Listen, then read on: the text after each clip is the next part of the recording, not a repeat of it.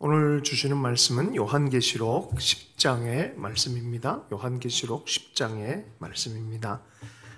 천사와 작은 책이라는 제목이 잡혀 있는데요.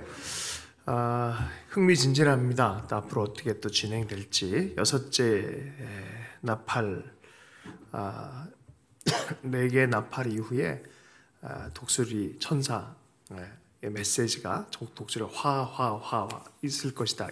3번 얘기했는데 2번이 지나갔어요. 그래 2번째 화가 지나갔다는 것은 이제 6번째 나팔이 불려졌다는 소리입니다. 7번째는 어떻게 될까? 기대감이 되어집니다. 어떤 일이 벌어질까? 점층법이라 그러죠. 점점 강도가 세집니다. 더욱 긴장하게 되어집니다. 성경을 보면은 다시 한번요. 인나대, 그래서 7인을 차례대로 뛸 때 마지막 7인이 나팔, 7나팔을 의미하고 있어요. 근데 이 7나팔 중에서도 마지막 나팔을 뗄 때 7, 이 대접이 쏟아지는 거예요. 그래서 이제 점점 더 강하게 그냥 이거 되어지는 것이죠. 자, 근데 7나팔째를 이제 불려고 하는 그 순간에 성경을 보면 어저께도 얘기했지만 높은 음계가 있고 낮은 음계가 있다는 거죠. 낮은 차원의 심판의 음계가 막 할 때 높은 차원의 하나님의 구원받는 백성에 대한 어떤 것이 또 딱 풀어지고 이러면서 여러 가지 씨줄과 날줄처럼 세속 역사와 하늘의 역사가 계속 엮여가면서 하나님의 일들이 풀어지는 거예요. 자, 여기서도 갑자기 다른 환상이 하나 딱 풀려집니다. 7번째를 기대하고 있는 그 순간에 요한이 이제는 거의 다 봤어요. 모든 거 7개만 딱 되면 끝나는 그런 스토리예요. 이미 7나팔째를 다 도달한 그 순간에 새로운 환상이, 긴장감이 더해질 쯤에 새로운 환상이 또 열리기 시작합니다. 눈을 들어서 보니까 힘센 다른 천사가 구름 사이에 하늘에서 내려오는 것을 보았습니다. 앞서서 한 힘센 천사인가? 라고 생각할 수 있는데 조금 달라요. 이게 뭔가 위험이 좀 다른 모습으로 등장하는 것을 보게 되어집니다. 예전에는 누가 그 두루마기를 펴며 그인을 떼기에 합당한가? 라고 외쳤었던 그 힘센 천사가 있는데 뭔가 달라요. 이전 천사와. 그러니까 2번의 힘센 천사라는 구절이 있는데 여긴 그 힘센 천사가 좀 다른 힘센 천사예요. 그렇게 설명이 1절이 되어져 있습니다. 내가 또 보니 힘센 다른 천사가 구름을 입고 하늘에서 내려오는데 그 머리 위에 무지개가 있고 그 얼굴은 해 같고 그 발은 불기둥 같으며, 머리 위에 무지개가 있어요. 얼굴은 해같이 빛난다는 거예요. 발은 불기둥. 야, 이거 어디서 많이 본 장면 아닙니까? 이 주님의 보좌 옆에 무지개가 있고 뒤에 무지개가 있고 얼굴은 정말 빛난 빛이 있으시고 주석 같은 발, 뭐 이런 표현들이 있었단 말이에요. 이거 너무 흡사해요. 예수님인가? 그런데 그 예수님이 아니라 그만큼 하나님의 권위를 부여한 천사의 당도였어요. 이 힘센 천사는.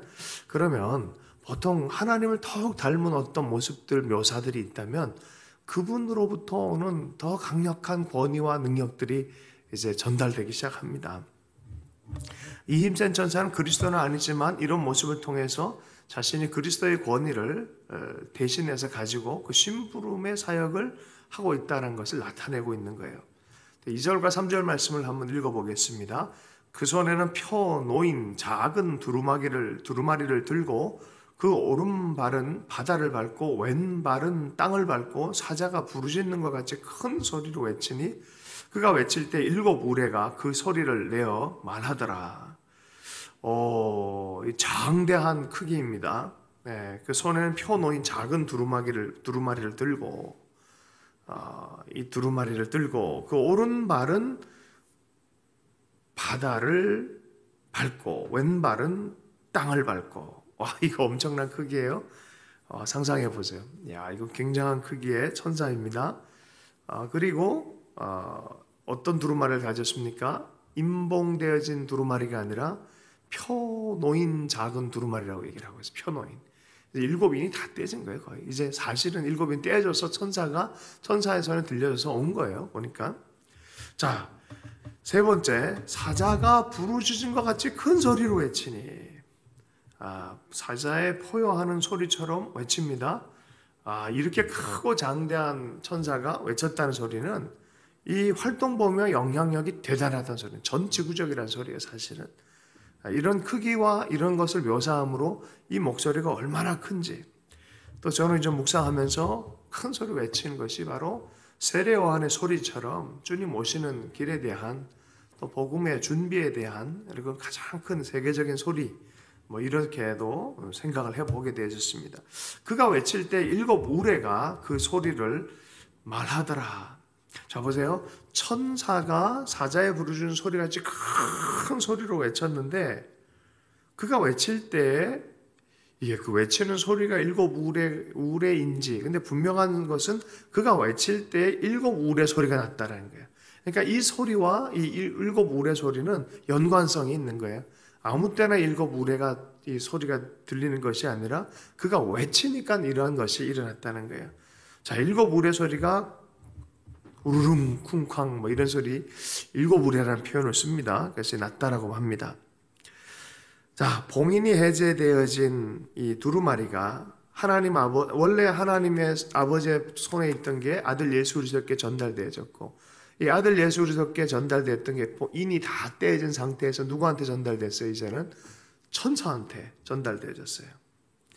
자, 떼고 천사에게 전달되어진 이 하나님의 구속의 경륜, 세계 역사에 대한 하나님의 경륜에 대한 이야기들을 전달하는 것이죠.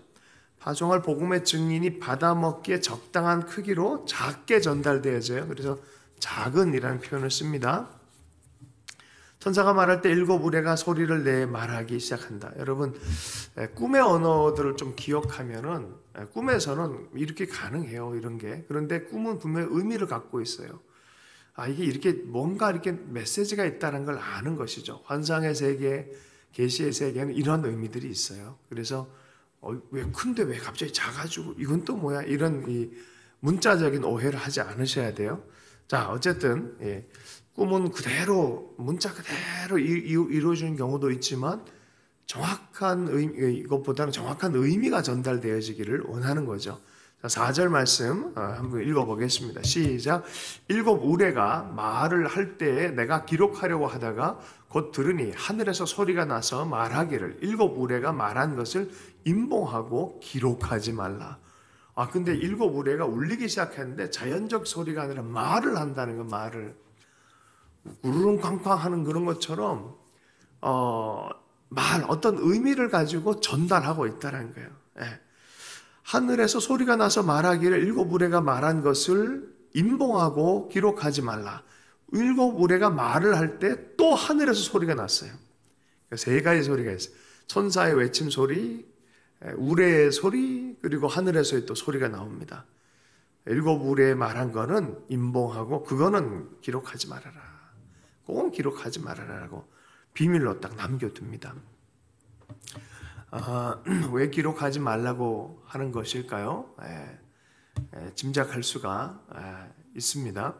시편 29편의 말씀에 보면은 7 우레와 같은 음성이 말하자 땅에 재앙이 쏟아지는 그런 게 있어요. 하나님의 음성에 대한 또 재앙에 대한 얘기가 있어요. 29편 진짜 이해하기 어려운 시편이었어요. 하나님의 음성이 바라니 물들 위에 음성이 있다. 하나님의 영광이 천둥을 치신다. 우레예요. 하나님의 음성이 천둥을 치신다라는 그런 이 묘사가 있어요. 여호와는 많은 물들 위에 계신다. 여호와의 음성이 능력으로 소리쳤다. 여호와의 음성이 위엄으로 소리쳤다. 여호와의 음성이 백향목을 자르신다. 여호와는 레바논의 백향목을 자르신다 하면서 하나님의 음성이 발하기 시작하니까 다 그냥 어떤 것들도 다 그냥 쓰러지는 것들을 보여줍니다. 이게 뭐지? 그죠? 여기 우레의 음성이 나니까 심판이 진행이 되어지는 거예요. 7 우레예요. 그래서 사실은 여기서 자세히 보면은 777의 재앙, 7의 재앙이 아니라 사실은 가운데 7이 하나 더 있는 거예요. 우레. 근데 요거는 인봉해서 냅두라는 거예요. 이거는 딱 닫아놓으라는 거예요. 7777이에요, 사실은. 그런데 그거를 닫아놓아요. 4 중에 7 재앙이에요, 사실은. 4 중에 7. 이게 다 이렇게 엮여져 있는 거죠. 근데 레위기 26장에 보면은 언약을 깨고 불순종한 백성들 향해서 4중의 7재앙을 선포한 부분이 있어요. 레위기 26장이에요.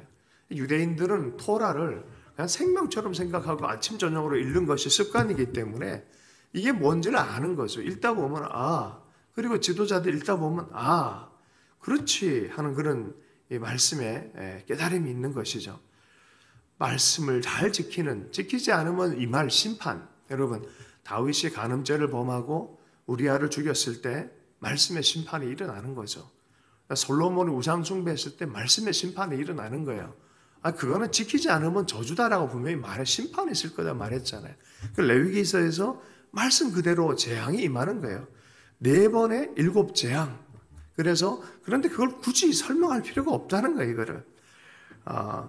여러분, 이 시편 29편에도 주의 음성이 바라고 하나님의 심판의 역사가 일어나면 자연이 떨고 심판의 역사, 그 음성 앞에서 심판당하는 것에 대한 얘기를 합니다. 자, 그런데요, 29장 맨 뒷구절에는 이렇게 끝나버려요. 29장 11절에 시편 얘기하는 거예요. 29편 11절에 여호와는 그의 백성에게 힘을 주신다. 여호와는 그의 백성을 평화로서 축복하신다. 그런데 하나님의 백성, 하나님의 말씀을 따르는 백성에게는 힘을 주시고 복을 주신다라고 시편 29편이 끝나요. 하나님의 음성에 재앙 그러다가 맨 마지막 구절에는 여호와는 그의 백성에게 힘을 주신다. 여호와는 그의 백성을 평화로서 축복하신다. 제가 사역한 거예요. 이거는 이 성경 이 번역을 이렇게 개인적인 어떤 걸로 이제 얘기를 한 겁니다. 하나님 힘을 주시고 하나님 축복하신다는 게 7재앙 이 독자들에게 냅둬라. 그냥 닫아놔라. 이거는 굳이 회개할 사람은 벌써 말씀 앞에 서서 복받을 준비를 하는 거고, 회개 않을 자에게는 굳이 얘기할 필요 없다. 그냥 곧바로 7재앙으로 가자. 7 마지막으로 가자. 그런 뉘앙스예요. 그건 임봉해둬라라고 말하는 거예요. 7 우레를 건너뛰고 곧바로 7 대접재앙을 준비시켜주는 게 본문의 내용이 그냥 이렇게 가는 거예요. 자, 이때 힘센 천사가 오른손을 들고 하나님을 향해서 맹세하여서 외치는 장면이 나옵니다. 5절과 6절의 말씀 읽어보겠습니다. 시작. 내가 본 바 바다와 땅을 밟고 서 있는 천사가 하늘을 향하여 오른손을 들고 세세토록 살아계시니 곧 하늘과 그 가운데 있는 물건이며 땅과 그 가운데 있는 물건이며 바다와 그 가운데 있는 물건을 창조하신 이를 가리켜 맹세하여 이르되 지체하지 아니하리니. 내가 본 바 바다와 땅을 밟고 서 있는 천사가 하늘을 향해서 오른손 들고 하나님 앞에 맹세하면서 외치는 소리가 들립니다.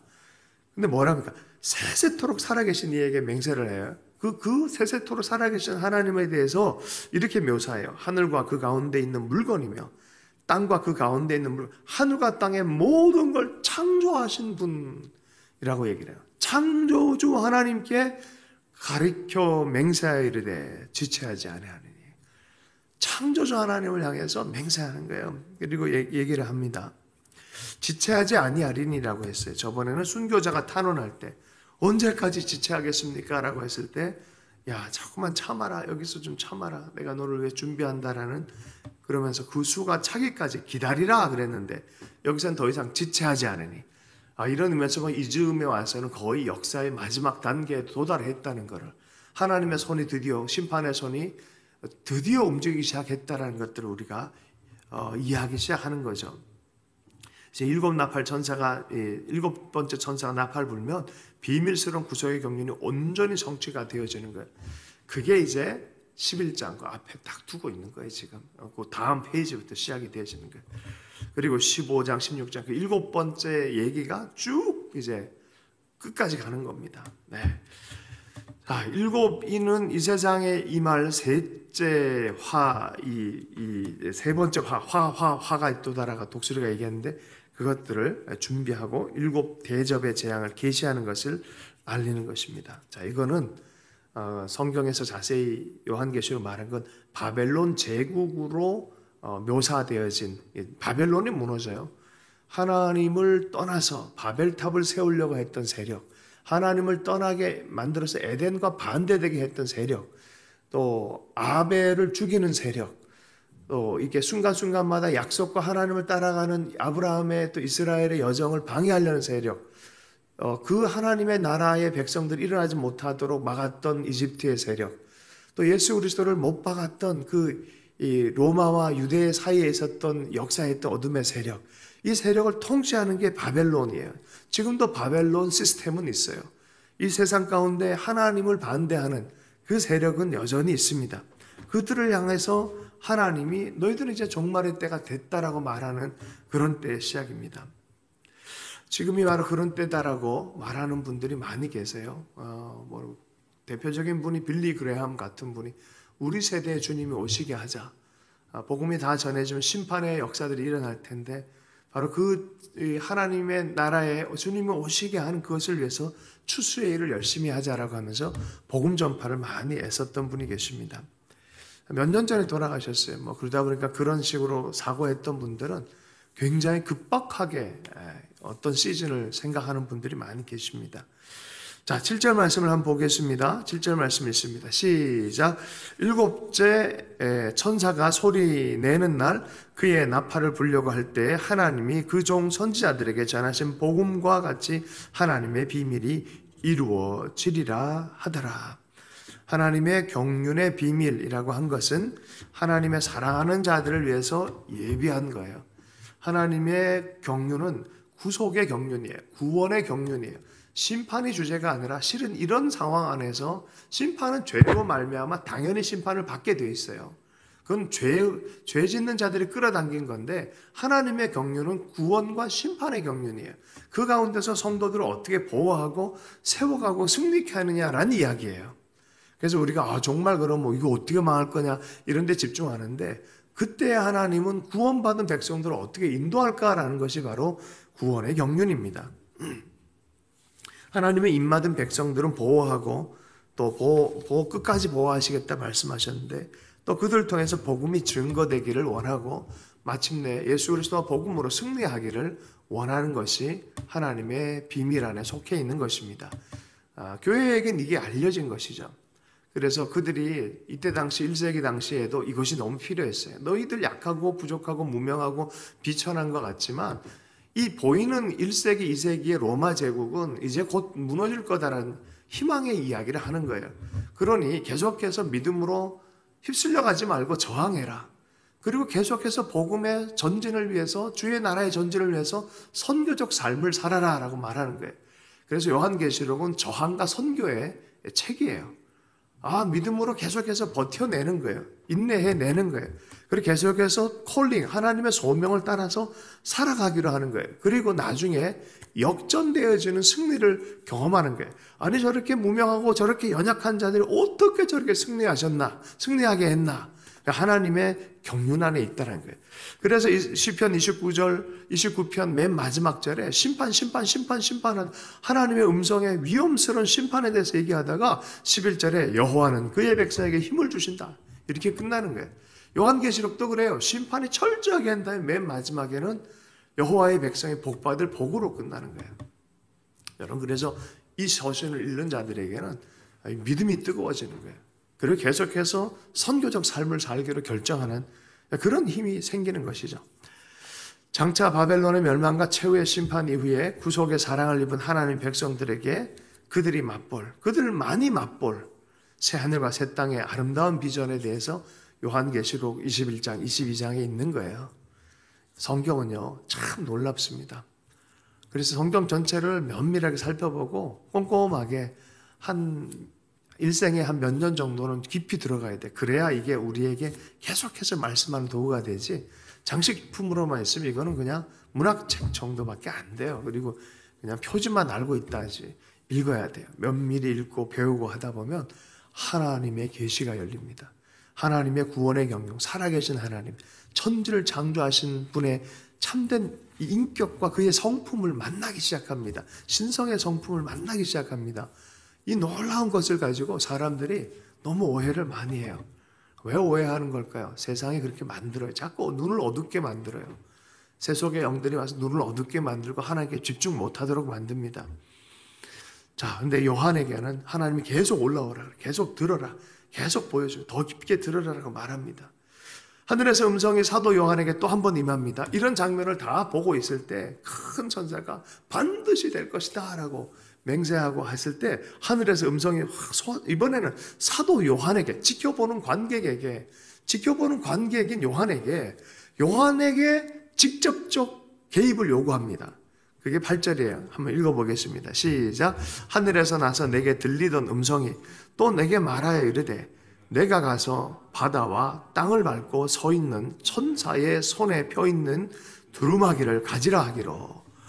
와, 이 두루마기가 하나님 아버지에게 있던 것, 아무도 못 받아서 이게 열리지가 않던 건, 이 울었던 그 두루마기가 예수님께서 드디어 어린 양 예수님이, 죽임당하신 예수님이 뜯을 수 있다는 걸 알게 되었고, 그분이 하나둘씩 다 뜯어가지고 역사의 전개를 보여주면서 그 마지막 끝을 뜯은 거를 가지고 천사의 손에 들려서 이제 온 그 두루마기를 이제 누가 취하라고 합니까?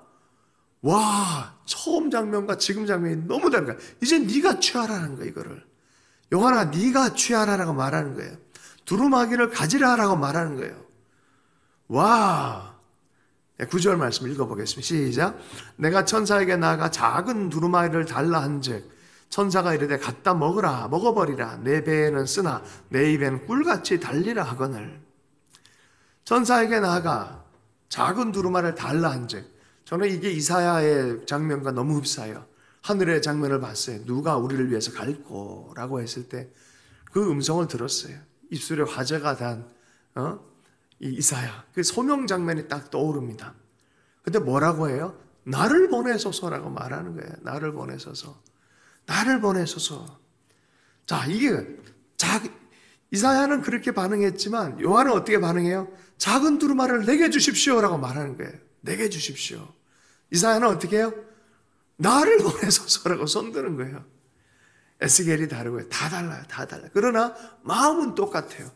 아멘 하고 나가는 거예요.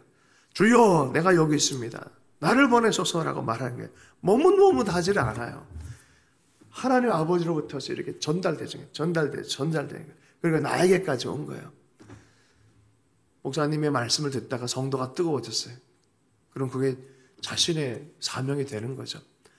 70년대에 멜테라는 분이 인도네시아에서 은혜를 받고 미국에 가서 말씀을 전하다가 아래에 있는 어떤 분이 마음속에 나도 이제 사역으로 나아가야 될 때구나라고 해서 반응을 했어요. 그분이 베니힌이라는 분이, 베니힌 목사님, 아주 은사사역에 탁월한 분 계세요. 그래서 이게 전달되는 거예요. 하나님의 사역과 사명들, 하나님의 전달된 말씀이 전달되는 거죠. 그래서 말씀은 계속해서 전달돼야 돼. 하나님의 뜻들은 계속해서 전달될 필요가 있습니다. 갖다 먹으라. 그것을 구원의 경륜, 이것을 외면적인 밖에 있는 것, 내 일에 밖에 있는 것이 아니라 네 일이 되게 하라. 저는 이렇게 묵상이 됐어요. 이건 내 일이다. 하나님의 일이면 내 일이다라고 하는 거예요. 이건 내 사명이다. 선지자의 사명들이 다 이랬어요. 이사야, 에스겔. 근데 요한이 이제 그런 선지자와 같이 부름을 받은 거예요. 사실은 사도 요한이에요. 각자에게 부름받은 부분이 있어요. 우리 각자가 하나님 앞에 감동받은 대로 주님 내가 여기 있습니다 라고 반응할 수 있는 그런 은혜가 있어 좋겠습니다. 말씀은요, 묵상하고 깨달을 땐 달콤해요. 사명을 깨달을 때도 너무 달콤해요. 그러나 이것들이 출산되어지기 시작할 때는 고난과 어려움을 감수해야 돼요. 입에선 달지만 소화시키고 이것을 현실화시킬 때는 그것에 대한 대가집을 하고 나가겠다는 거죠. 여러분, 두루마리가 전해진 이 장엄한 장면, 저는 이게 너무 감격이 되더라고요. 하나님의 구속의 경륜이 있어요. 모든 나라와 열방의 증거가 되어지는, 하나님께서 각 나라마다 예비한 자들이 있어요. 빌립보 성에는 루디아가 준비가 돼 있어요. 하나님이 각 곳에 가보면 초대교회 교인들로 다 준비를 시켜놨어요. 하나님이 가라 그러면 가는 거고 행하라 그러면 행하는 거예요. 홀로 사역이 아니에요. 그죠? 자, 보세요. 그런데 하나님, 예수님, 천사, 사도 요한의 받은 소명은 뭐였어요? 이제 7교회나 이 교회들에게 이 서신을 쓰는 거예요. 그래서 쓴 거예요. 이거를 또 쓴 거예요. 받아 적은, 이게 보여준 대로 쓴 거예요. 그 사명을 또 감당하고 사도 요한의 이야기 누구에게 전해집니까? 교회들에게 전해지는 거예요. 교회들에게. 그 교회들은 어떻게 합니까? 또 이것을 전하는 거예요. 그럼 교회들이 또 이것을, 우리 교회가 이걸 누구한테 들은 얘기입니까? 하나님으로부터 온 메시지를 듣고 있는 거예요. 이게 얼마나 감격스럽습니까? 하나님이 정말 집중하는 건 뭘까요? 이 메시지를 통해서 세상이 빨리 망하는 걸까요? 아니에요. 할 수 있는 하나님의 복음이 전해지길 원하고, 할 수 있는 한 방주와 같은 이 복음에 많은 사람들이 회개하고 돌이켜서 말씀의 심판 안에 거하지 않고 말씀의 구원 가운데 거하길 원하고, 하나님의 새 언약이 되신 영원한 구원의 경륜인 하나님의 비밀인 십자가의 복음 안으로 들어오길 너무 원하는 거예요. 요새 이제 새로운 형태의 복음 전하는 일들이 있어요. 복음의 전함이라는 단체가 있는데 보니까 이 사람들은 돈을 많이 모아서 뉴욕이라든지 이런 데 한 몇 분 광고하는데도 막 수억 들어가고 뭐 수천 들어가더라고요. 그런데 그거를 전광판 큰 데다가 예수 그리스도, 그분은 구세주가 되십니다. 복음에 대해서 얘기해요.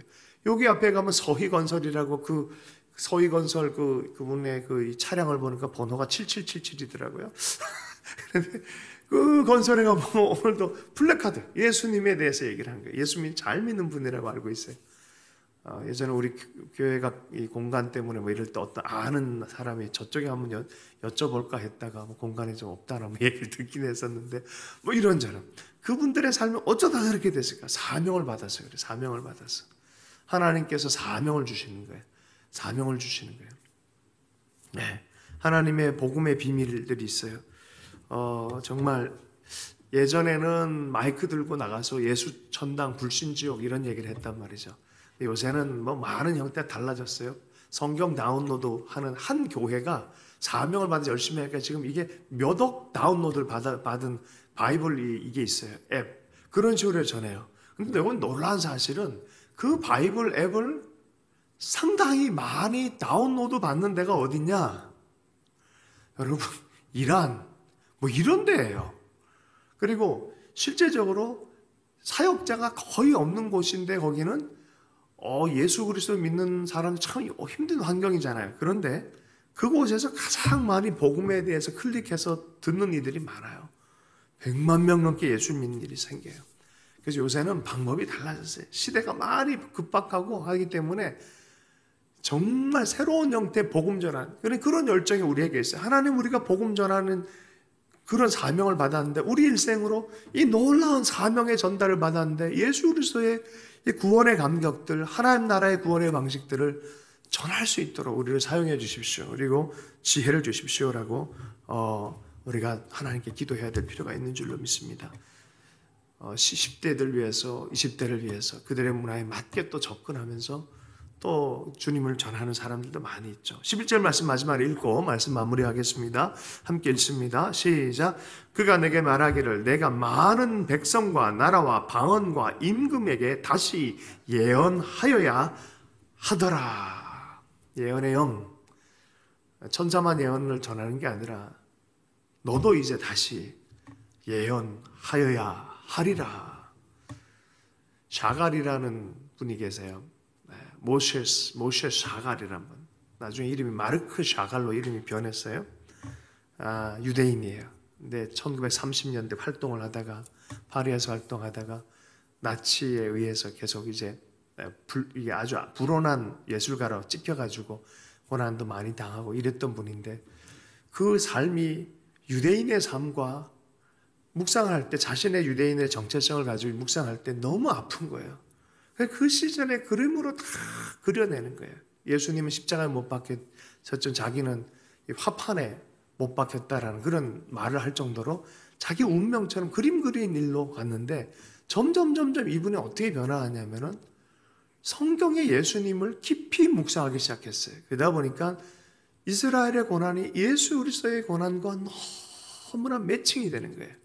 유대인들이 아직도 모르는 그 예수님, 인정하지 않는 예수님을 예수 그리스도와 더불어서 연합되어진 고통이, 이들의 고통과 주님이 이들을 위해서 고통당하셨는데 또 그 고통 자체가 예수 그리스도인데, 이것이 이제 유대인의 정체성으로 그냥 이렇게 믹스가 되어졌어요.